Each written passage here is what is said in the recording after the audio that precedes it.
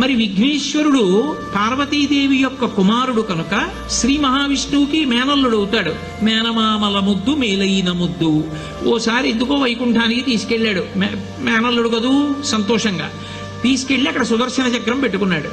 ఇదేమిటో బాగుందని తీసి తొండంలో కింద పెట్టి మింగేశాడు. అయ్యబాబో ఇది శత్రు సంహారకమైనటువంటి సుదర్శన చక్రం రా, దీన్ని మింగేశాడు పిల్లాడని ఎలా బయటికి తెప్పించాలో అర్థం కాక విష్ణువు మొట్టమొదట ఆ పిల్లాడి ముందు ఇలా చెవులు పట్టుకుని గుంజీలు తీశాడు. గుంజీలు తీస్తే మామయ్య అదేమిటి అంత విచిత్రంగా కిందకి మీదకి ఊగుతున్నామని పడి పకపకా నవ్వాడు. ఆ నవ్వడంలో పొలమారి లోపల ఉన్న సుదర్శన చక్రాన్ని పైకి కక్కాడు. పైకి కక్కడానికి విష్ణువుకి సాధనంగా ఆనాడు గుంజీలు తీశాడు కనుక ఎవరు గుంజీలు తీస్తారో వాళ్ళని చూసి సంతోషించి అనుగ్రహిస్తూ ఉంటాడు. ఇప్పటికీ మీరు పాండిచేరి వెడితే పాండిచేరి రోడ్డు అంతా కూడా గుంజీలు తీస్తూనే కనపడతారు మీకు. విఘ్నేశ్వరుడి యొక్క పూజ